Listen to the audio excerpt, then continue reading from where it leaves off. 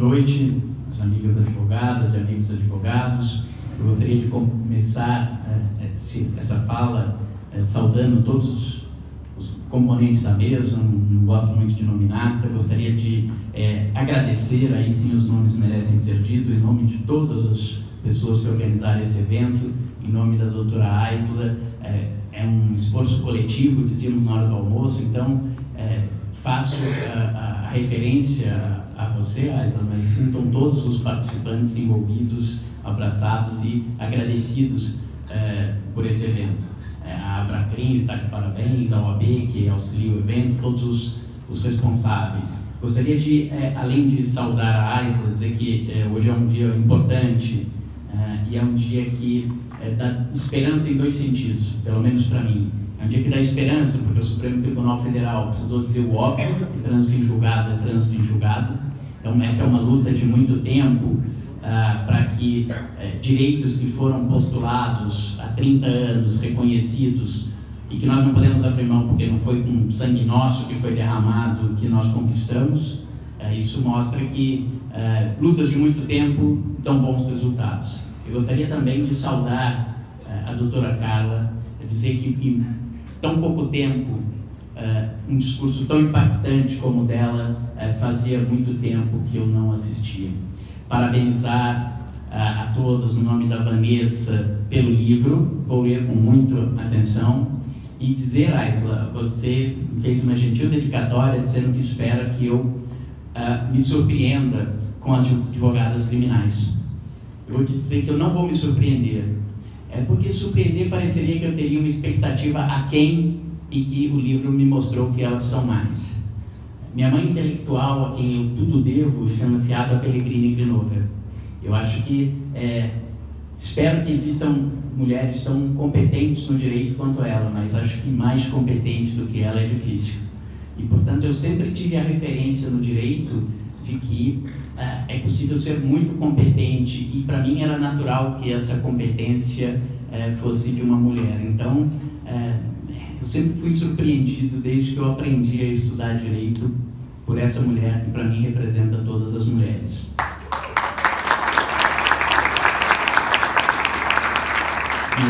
Mas vejam vocês, e não vou me ater mais, a minha faculdade, da qual muito me orgulho, vai completar 200 anos em breve. E precisou que só nesse ano fosse inaugurada uma primeira sala com o nome de uma professora mulher.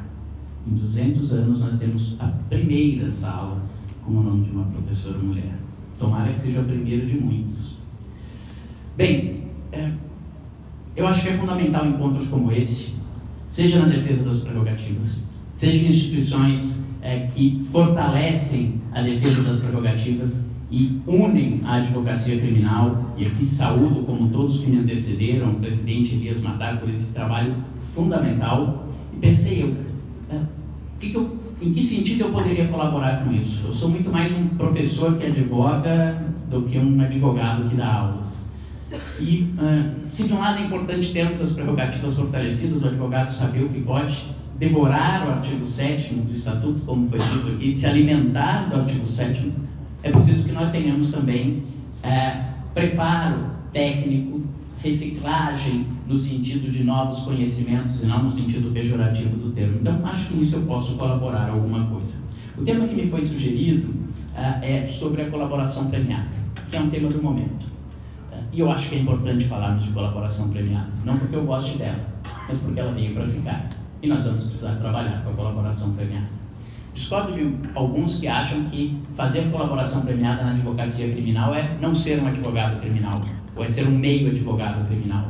Há casos em que a advocacia criminal é uma má estratégia para a defesa do cliente, e há casos em que a advocacia criminal é uma boa estratégia. Portanto, defender bem o seu cliente é adotar, no caso concreto, os limites da lei, a melhor opção para a defesa da liberdade ou do menor grau de restrição da liberdade. Então, acho que precisamos trabalhar com a colaboração premiada. Vou procurar falar, o tempo é curto, de dois aspectos apenas. Um, relacionado ao papel da colaboração premiada e do colaborador premiado ao longo da instrução dos processos em que há a colaboração premiada, e outra, o valor da colaboração premiada. Quanto a esse último aspecto, destacar algumas questões. Primeiro, a valoração da colaboração premiada na sentença, que é disciplinada por lei. Segundo, as chamadas delações cruzadas, que não tem disciplina na nossa lei. E depois, duas situações de decisões interlocutórias não disciplinadas pela nossa lei, que é a possibilidade ou não de decretação de medidas cautelares somente com base na palavra do colaborador e de recebimento da denúncia apenas com base nas palavras do colaborador. Como vocês sabem, muito rapidamente, a Lei 2850 foi a primeira lei que estabeleceu uma disciplina processual da colaboração premiada. Até então, nós tínhamos benefícios premiais previstos em várias leis para quem confessasse os seus crimes e indicassem os demais coautores, mas não havia um procedimento para a realização da delação premiada. A lei, portanto, nesse ponto, inovou bem, disciplinando algo que até então nós não tínhamos disciplina. É melhor alguma disciplina do que disciplina nenhuma. A lei estabeleceu a delação premiada, fundada em três etapas. Uma etapa de acordo, negociação e acordo entre o colaborador amparado por um defensor e o Ministério Público, normalmente juntamente com a autoridade policial. Nesta fase não interfere o juiz, até para preservar a sua imparcialidade. Uma segunda fase, que é a fase em que a homologação do acordo, chegando as partes a um acordo, celebrado o acordo, este acordo deve ser levado a juízo para que seja homologado, sendo verificado aspectos de voluntariedade, legalidade e regularidade do acordo. E o terceiro aspecto que a lei disciplina é a valoração da eficácia desse acordo em termos dos resultados propostos pela lei de identificação dos demais coautores e crimes praticados pela organização criminosa, identificação de quais são as divisões de tarefas e as funções exercidas por cada um dos membros da organização criminosa, recuperação total ou parcial do produto do crime, uma função que não é propriamente do colaborador, mas que a sua colaboração permite, que será a prevenção da prática de novos delitos, porque revelando toda a estrutura da organização eu poderei desmontar a organização, e um quinto objetivo específico para determinados crimes, que é a localização da vítima com a integridade física e a vida preservada. Então, na sentença, isto será valorado pelo juiz. Mas a sentença faz uma dupla valoração. Eu devo fazer uma valoração das declarações do colaborador para verificar qual o nível de benefício que ele merece. Um colaborador que tenha atingido muitos desses resultados, o maior benefício previsto no acordo. Um colaborador que tenha atingido poucos desses resultados, o menor benefício previsto no acordo. Um colaborador que tenha tido uma atuação média, um nível de benefícios intermediários. Mas a sentença também irá valorar a palavra do colaborador em relação aos corréus, em relação aos quais ele faz declarações incriminatórias. E vejam aqui como as palavras têm força. Né? Delação é uma palavra que traz uma carga negativa. Né? É desde um sentido bíblico da expressão delação. Então o nosso legislador quis mudar a expressão para chamar de colaboração premiada. Mas às vezes a língua portuguesa não se deixa atrair. Eu posso chamar o delator, não de delator, mas de colaborador, mas não tem jeito como eu chamar a outra parte. Ele vai ser o delatado, não existe o colaborado, né? Não dá para chamar, porque é efetivamente uma delação. O que a lei se esqueceu, e aí surgiu o primeiro problema. Entre a homologação do acordo e a sentença que irá conceder os benefícios, a lei esqueceu-se de disciplinar a atuação do colaborador ao longo da instrução. E aqui me parece fundamental que nós distingamos duas situações. Uma que deveria ser a regra, até por força da aplicação dos institutos da conexão e continência, que é o processamento conjunto do colaborador e dos demais réus por ele delatado. Muitas vezes são crimes de organização criminosa, concurso necessário, ou a relação de conexão entre as infrações da organização criminosa e o crime de pertencimento à organização criminosa. Só que se tornou praxe fazer o que se denominou fatiamento das colaborações premiadas. E uma mesma fatiamento dos processos ou das denúncias, melhor dizendo. E o mesmo grupo de pessoas acabam respondendo a vários processos distintos e não o mesmo processo. Conversávamos antes, Batoc e eu, como isto prejudica a paridade de armas, porque numa atuação de força-tarefas, né, o juiz vai conhecer toda a operação, porque ele será o juiz prevento para toda a operação. A força-tarefa conhecerá todos os processos, porque ela atua nos mesmos processos. E assim ela pode fazer perguntas no processo A por um fato que ela teve conhecimento no processo C. E se no processo C surgir uma prova que lhe interesse no processo A, ela pede o compartilhamento de provas no processo A. Mas o advogado que é defensor do réu C irá atuar apenas no processo C. E se eventualmente em outros processos da mesma operação, que envolvam A, B, D, E, F, surgir uma prova que beneficie o seu cliente, ele jamais saberá da existência dessa prova. Mas enfim, neste aspecto, pelo menos, quando há o chamado fatiamento das denúncias, não é tão difícil o papel que o colaborador exercerá no processo, porque ele não é corréu. Então o colaborador será ouvido. A lei da colaboração premiada diz que toda vez que houver requerimento, o colaborador deverá prestar declarações. A lei não define o momento que essas declarações serão prestadas, o artigo 400 do Código de Processo Penal não define esse momento, mas é razoável, e o juiz assim tem feito, quando o colaborador não é corréu, equipará-lo, em certa medida, a uma testemunha de acusação. Normalmente eles são ouvidos antes das testemunhas de defesa, o que possibilita a defesa exercer uma atividade de contraprova a partir do que tenha dito o colaborador. O problema maior surge quando o colaborador é corréu no mesmo processo. Porque daí, pela figura de réu, a lei estabelece um momento para ele ser ouvido. Ele deve ser interrogado depois de concluída a instrução. Mas aqui, nesse ponto, me parece que o Supremo agiu corretamente, como linha geral. O colaborador não é somente um réu ou corréu. E o colaborador também não é testemunha. Então não adianta dizer, o código diz que o réu deve ser ouvido ao final, ou o código diz que os réus apresentam alegações finais simultaneamente. Porque aquilo permitam-me, um réu ou um corréu puro sangue. Alguém que no processo penal exerce o papel apenas de réu e que tem como um signo característico o direito ao silêncio.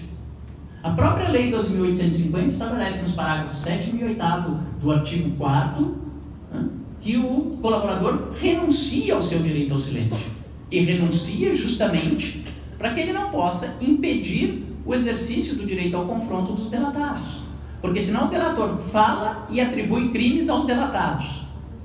A hora que o doutor Batóquio, na defesa de um delatado, vai fazer a repergunta para mostrar a mentira do colaborador, ele diria, me reserva o direito de permanecer calado porque eu sou réu nesse processo. Então acho que nesse ponto a lei não andou mal, andou bem em dizer, se você quer fazer colaboração premiada, você terá que ser uma fonte de prova, e para eu, acusador, poder usá-lo como fonte de prova, você tem que estar disponível para responder às perguntas da defesa. Portanto, só isso mostra que o papel dele não é propriamente um papel de réu. Portanto, não se trata de resolver um problema do momento do interrogatório e depois do momento das alegações finais através de um puro processo de subsunção. Em que momento o artigo 400 diz que os réus são ouvidos? Em que momento o artigo 403 diz que são apresentadas alegações finais? 402. E sim, se trata de um vazio legislativo, porque a nossa lei não disciplina esta figura específica, híbrida, sui generis, que é o colaborador. E se nós estamos num vazio legislativo e não numa situação de resolução por subsunção, eu devo buscar socorro nos princípios do direito. E aí, o princípio da ampla defesa assegura que o réu fale por último, sempre que houver em relação a ele afirmações incriminatórias. Pouco importa se de uma testemunha, pouco importa se da acusação ou de um colaborador. Então, não é que deixou-se de aplicar ou criou-se uma regra nova. Nenhuma regra nova foi criada, porque algumas pessoas dizem, então isso devia aplicar para os processos novos, porque a lei processual penal tem aplicação imediata nisso.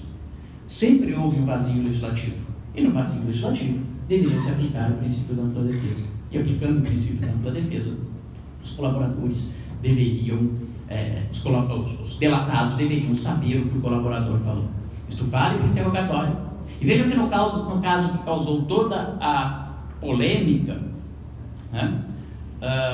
e que foi julgado pelo Supremo Tribunal Federal, primeiro pela segunda turma, o agravo regimental no habeas corpus 157, 600 e alguma coisa, que meu slide falhou, depois eu faço para vocês. E depois pela turma, no habeas corpus 116, 373, no primeiro caso, o juiz Sérgio Moro tinha feito correto com relação ao interrogatório. Ele falou, olha, a lei diz que os corréus são interrogados conjuntamente, mas já que eu tenho colaborador e delatados, eu vou ouvir primeiro o colaborador e depois eu ouvirei os delatados. E não aplicou a mesma regra no momento das alegações finais. Que, aliás, é curioso, porque ele era um grande estrategista como juiz. E por 5 dias, que não implicaria em nada, prescrição, retardamento da marcha processual, os processos foram anulados. Então é curioso, e vejam o discurso, como foi dito, o simbolismo, quer dizer, como que nós vamos nos comunicar com a população. Quem gerou a anulação desse processo não foi o Supremo Tribunal Federal, foi o juiz Sérgio Moro. O Supremo reconheceu o erro do juiz, não foi o Supremo que criou uma impunidade a partir de um juiz que acertou. Então, com relação à instrução, esse ponto era o ponto que eu queria destacar. Com relação à valoração da prova, o Código desconfia, a lei desconfia da colaboração, e é bom que desconfie. Mesmo antes das delações premiadas, o simples delator, o chamamento do corréu, como quem advoga há muito tempo estava acostumado, a própria jurisprudência já tinha uma autocontenção, e a própria jurisprudência já dizia, olha, delação pura e simples, um réu que diz, fui eu pratiquei o crime, mas não pratiquei o crime comigo, sozinho, o Alex praticou comigo também. A jurisprudência já dizia, bom, tem que ter mais alguma prova que indique que o Alex fez alguma coisa, senão não dá para condenar antes de delação premiada. Né? Mas nesse caso a lei estabeleceu no parágrafo 16 do artigo 4º uma regra que nenhuma sentença condenatória será proferida com fundamento apenas nas declarações do colaborador. E o que a jurisprudência disse? Bom, eu tenho, portanto, 3 elementos para valorar a declaração do colaborador. 2 que são comuns a testemunhas ou a quem presta declarações orais. Primeiro, a credibilidade de quem fala. E segundo, o conteúdo do que foi falado, a coerência interna da sua narrativa, o suporte daquelas afirmações que ele prestou. Mas o terceiro é, como ele é um colaborador, além desses 2 elementos que são internos, intrínsecos de toda declaração, eu tenho que ter os elementos extrínsecos ou de corroboração. Se eu não tiver um dado externo à declaração do colaborador, aquilo será insuficiente para que seja proferida uma sentença penal condenatória. Né? O que se discute, e a lei não estabeleceu, mas o Supremo chegou a decidir, é o problema das chamadas delações cruzadas. O que são as delações cruzadas? É uma situação em que eu só tenho a palavra do colaborador. Eu não tenho elementos externos de corroboração, mas eu tenho a palavra de mais de um colaborador. Então, o colaborador 1 diz que deu dinheiro para o político A. O colaborador 2 diz que deu dinheiro para o político A. O colaborador 3 diz que deu dinheiro para o político A. Mas eu não tenho nenhum elemento externo de corroboração. Eu não tenho um depósito em conta, eu não tenho uma testemunha que presenciou a entrega do dinheiro, eu não tenho um courier confirmando que foi lá entregar o dinheiro. Posso condenar nesse caso se estaria ou não previsto no parágrafo 16 do artigo 4º. Em que os tribunais, ao meu ver, corretamente, a posição prevalecente atual é no sentido de não admitir as colaborações cruzadas como elemento suficiente para uma condenação. Porque quando a lei se refere que ninguém será condenado apenas com base na palavra do colaborador, ela está desconfiando intrinsecamente do instituto colaboração premiada. E aqui, uma soma de declarações de colaboradores por si só suspeitos não gera uma prova insuspeita, gera várias provas de pessoas interessadas, suspeitas no sentido vulgar do termo, sem suficiência para condenação. Isso foi decidido em relação, por exemplo, às colaborações cruzadas pelo Supremo Tribunal Federal, no habeas corpus 127.483, há uma decisão monocrática na petição 5.700, e também o próprio Tribunal Regional Federal da 4ª Região assim o decidiu. Houve um caso em relação ao João Vacari Neto que havia 5 declarações de colaboradores incriminando João Vacari Neto, mas só declarações de colaboradores, sem nenhum outro elemento extrínseco. Ele havia sido condenado em 1º grau e acabou sendo absolvido em 2º grau pelo TRF, porque o TRF considerou que não era suficiente as corroborações de outra declaração de colaborador. Um segundo tema sobre corroboração que tem surgido diz respeito a algo que foi decidido pelo Supremo Tribunal Federal na ação penal 1003, quando o Supremo disse que o elemento externo de corroboração tem que ser um elemento heterogêneo, isto é, distinto na sua origem do próprio colaborador. Ou seja, se o colaborador presta uma declaração, eu recebi o dinheiro, mas todo o dinheiro não era para mim, parte do dinheiro eu entreguei para o fulano de tal que era membro da comissão de licitação. Elementos de corroboração teriam que ser elementos externos. O depoimento de uma testemunha que não é colaborador, um recibo do banco onde foi feito o depósito naquela conta, né? Uma perícia contábil feita em análise patrimonial da pessoa que foi incriminada, mas não as palavras do próprio colaborador. Senão ele poderia simplesmente colocar no papel aquilo que ele falou e ele estaria gerando aí, ele próprio, um elemento de corroboração. Aqui acho que o Supremo não fez uma distinção importante, que são os elementos unilaterais de corroboração originários do próprio delator, mas que são constituídos com finalidade intrínseca de documentação de atos, dos elementos constituídos a posteriori para corroborar uma declaração que se pretende dar. Dou um exemplo. Imaginem vocês, por exemplo, um doleiro, que tenha lá sua casa de câmbio ou que venda dólar. E ele, dia a dia, quando faz as suas operações de câmbio, o que ele faz? Ele faz a contabilidade dele. Recebi tantos mil reais de fulano, dei tantos de dólar, fiz dólar cabo, olha, recebi tanto de alguém aqui, depositei no exterior tanto de outra pessoa. E dia a dia ele vai documentando esses atos dele, da sua atividade. Se esta pessoa depois fizer uma colaboração premiada, isso não foram documentos constituídos a posteriori para ele colaborar aquilo que ele vai falar. É diferente de outros casos que houve na Lava Jato, que o fulano decidiu colaborar e depois da colaboração ele fez uma agenda de trás para frente, ou senão ele vai lá e faz: meu querido diário, aconteceu não sei que na minha vida ultimamente, estou muito angustiado porque dei dinheiro para Beltrano, agora estou com a consciência pesada. Obviamente esse meu querido diário, criado depois, não me parece que possa ser aceita como uma prova de corroboração. Mas aqueles elementos de documentação normais, que foram sendo constituídos ao longo do tempo e que reproduzem efetivamente atos praticados pelo colaborador ou por terceiras pessoas, me parece que tem esta característica. Me encaminhando para o final, que eu sei que o tempo é curto, dois problemas que a lei não resolveu. Vejam vocês que o parágrafo 16 do artigo 4º que eu mencionei diz o seguinte: nenhuma sentença condenatória será proferida com fundamento apenas nas declarações do agente colaborador. Portanto, ele estabelece uma regra de restrição da valoração que passa a exigir um elemento de corroboração, dizendo: para uma sentença condenatória, só a palavra do colaborador é insuficiente para que um fato seja considerado verdadeiro. É um sistema de prova legal negativa.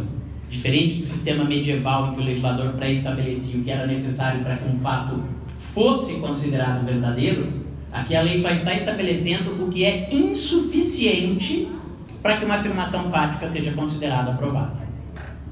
Poderíamos imaginar que o legislador fez isso com a sentença penal condenatória, justamente porque a sentença penal condenatória é o ato decisório que tem um estándar de prova mais elevado. Costuma ser identificado com a prova além de qualquer dúvida razoável. Então, um juízo de mera probabilidade até poderia ser atingido só com base na palavra do colaborador, mas um juízo, vai lá, entre muitas aspas, de certeza necessária para uma sentença penal condenatória, a palavra isolada do colaborador não permitiria que se atingisse. Embora haja uma coerência nessa interpretação, não me parece a melhor interpretação. E explico por quê. Há decisões interlocutórias extremamente gravosas. E não vou nem falar do recebimento da denúncia, que é, sim, muito grave. Responder a um processo penal, assumir o papel de réu, de acusado, de imputado no processo é muita coisa, não é pouca coisa, né?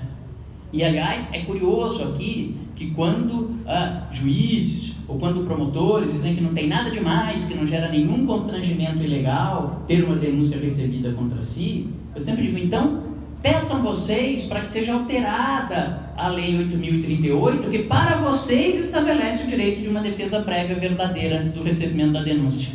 Fosse pouca coisa ser réu, para vocês também o juiz dizia: recebo a denúncia, cite-se o réu para apresentar uma contestação no recebimento da denúncia que já está sacramentado. É muita coisa. Mas imaginem vocês que, com base numa delação premiada, eu poderia decretar uma prisão preventiva, ou poderia decretar o sequestro de todos os bens daquela pessoa. E aqui eu sempre faço uma crítica bem-humorada aos meus colegas professores que, quando vão definir o inquérito policial, dizem que o inquérito policial é um mero procedimento administrativo, né? E é um mero no sentido bem pejorativo. Pois bem, a nossa Constituição diz que ninguém será privado de sua liberdade, dos seus bens, sem o devido processo legal. Portanto, privar alguém da liberdade ou dos bens deveria ser o resultado final de um processo, uma sentença. E hoje, com o Supremo, oxalá, uma sentença transitada em julgado. Mas este mero inquérito policial permite que o juiz decrete o quê? A prisão preventiva e o sequestro de bens. E a pessoa seja privada de seus bens e de sua liberdade, muito antes de terminar o devido processo legal. E para nós aqui, juridicamente, nós podemos ficar discutindo qual a natureza da prisão, é prisão cautelar, é prisão pena. Para quem está preso, é prisão, ponto. É grade, é violência, é abuso sexual, é uma comida estragada, é humilhação pelos policiais. O nome para ele pouco importa, a natureza jurídica daquilo pouco importa. Então, se nós admitíssemos que a palavra isolada de um colaborador pudesse levar alguém à prisão, nós estaremos com isso simplesmente abdicando da nossa liberdade. Quem assim o interpreta está dizendo: a liberdade não vale nada, porque uma pessoa que se confessa criminoso, uma pessoa que afirma participar de uma organização criminosa, se ela tiver o poder de apenas com a palavra dela levar qualquer um de nós para o cárcere, nós vivemos num sistema em que a nossa garantia de liberdade é uma vã promessa. E se alguém quer negociar com a liberdade, abrir mão da liberdade, que comece fazendo com a sua própria, não com a minha.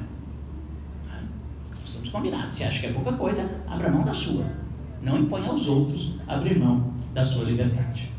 Nesse ponto, me parece muito mais adequada a solução dada pelo Código de Processo Penal italiano, que ele não desqualifica, no sentido jurídico do termo, a palavra isolada do colaborador apenas para condenação. O segundo coma do artigo 192 estabelece que as declarações feitas pelo coimputado somente são valoráveis à luz dos outros elementos de prova que confirmem o seu conteúdo.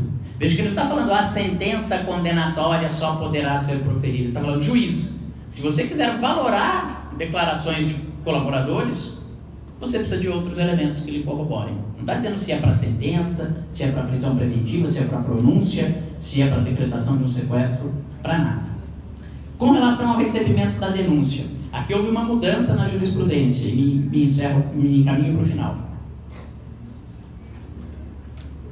No começo, talvez justamente porque aquele raciocínio não é suficiente para condenar, mas para receber uma denúncia, se aplicava um malfadado indúbio pró-sociedade, basta probabilidade, etc. Né? Se dizia: não, para receber uma denúncia, basta a versão do colaborador sem elementos de corroboração.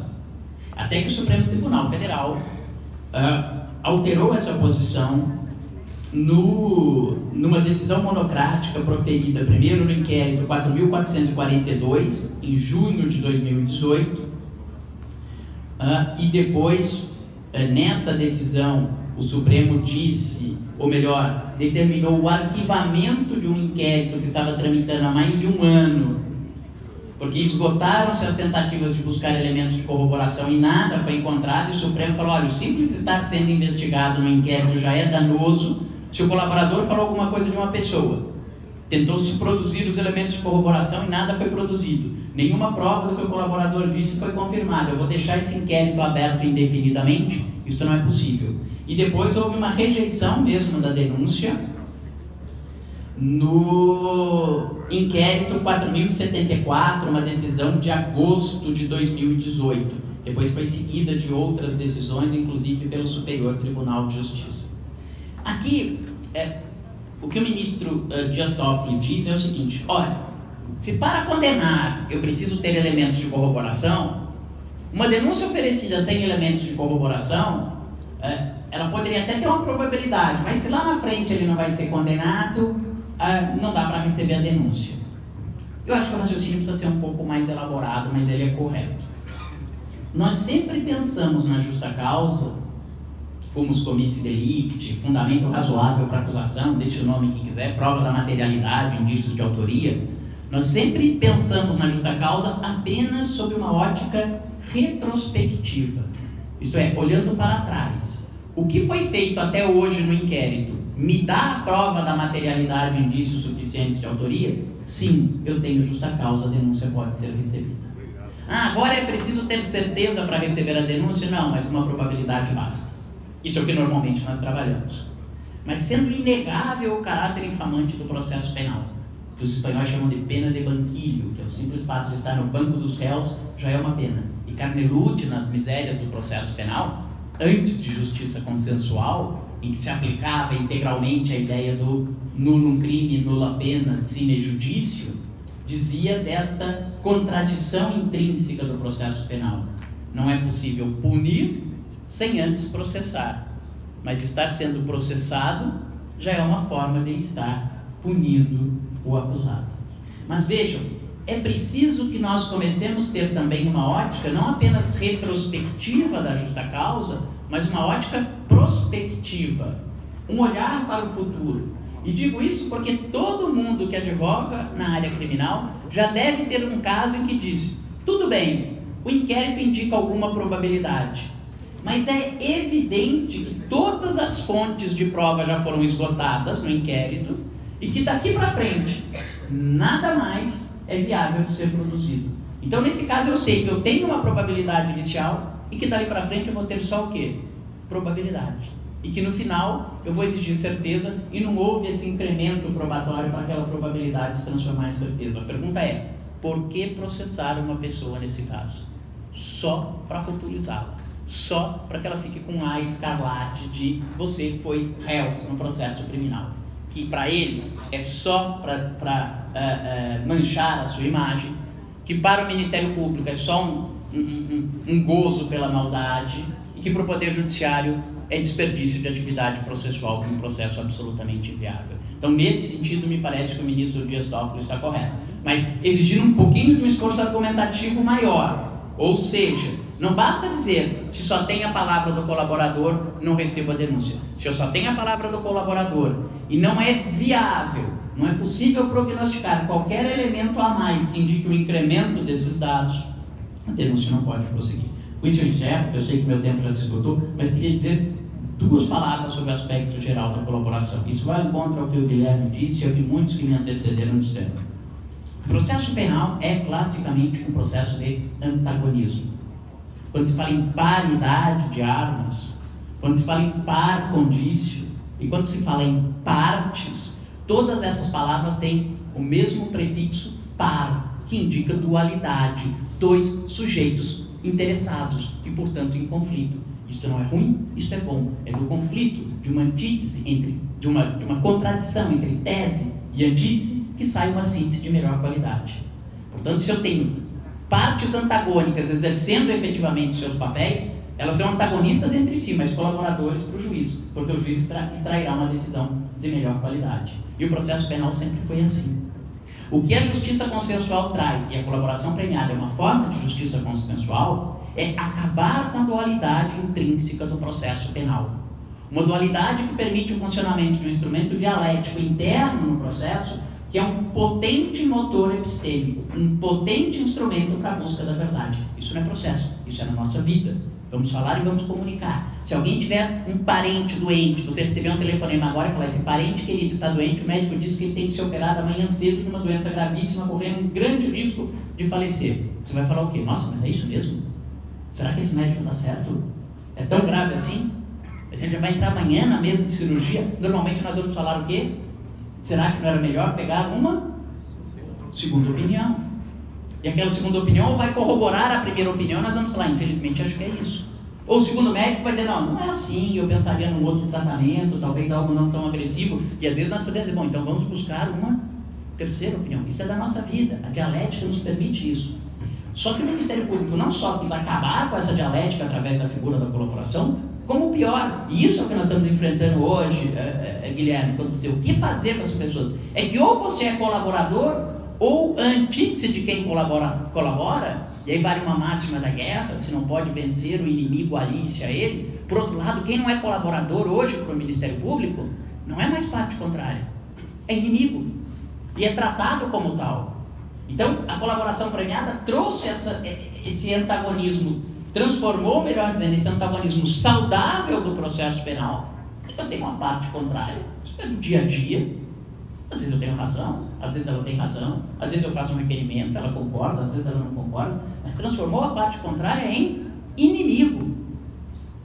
E, portanto, esse inimigo que muitas vezes você diz, vou vencê-lo pelo cansaço. Até o momento que você diz, bom, já que minhas forças de resistência se acabaram, a minha única alternativa agora é me render. E render significa se aliar. E a hora que você se alia, você aí muda o seu status de inimigo para um status de amigo.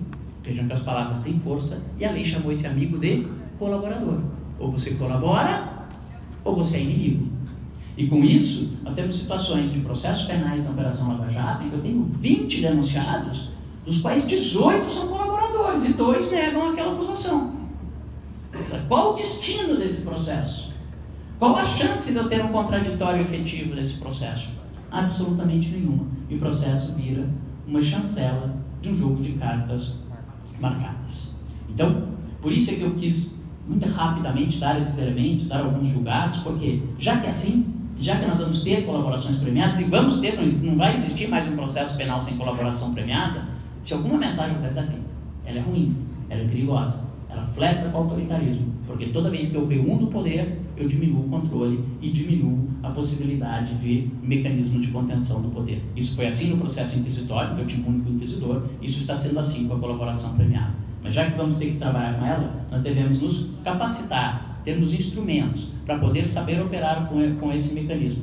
Seja para fazer colaborações premiadas, e não deu para falar disso, que seria parte do acordo, negociação e homologação, seja para defender pessoas em processos em que há um colaborador premiado. E esses processos são muito, mas muito mais difíceis de defender do que os processos tradicionais que nós estávamos acostumados. E eventos como esse, debater esses temas e deixar as claras o que é a colaboração premiada entre nós, contribuem para que todos nós possamos saber operar melhor nesse mundo que é diferente, mas que estaremos aí lutando contra inimigos de areia se acharmos que vamos conseguir derrubar a colaboração premiada, falar que ela é inconstitucional, que ela é incompatível com o sistema. Então, se ela veio, se faz parte da regra do jogo, vamos saber jogar esse jogo e ganhar. Porque quando nós ganhamos, não somos nós que somos os vencedores, mas cada um dos nossos clientes, e somando as nossas vitórias, quem ganha é a liberdade. Muito obrigado.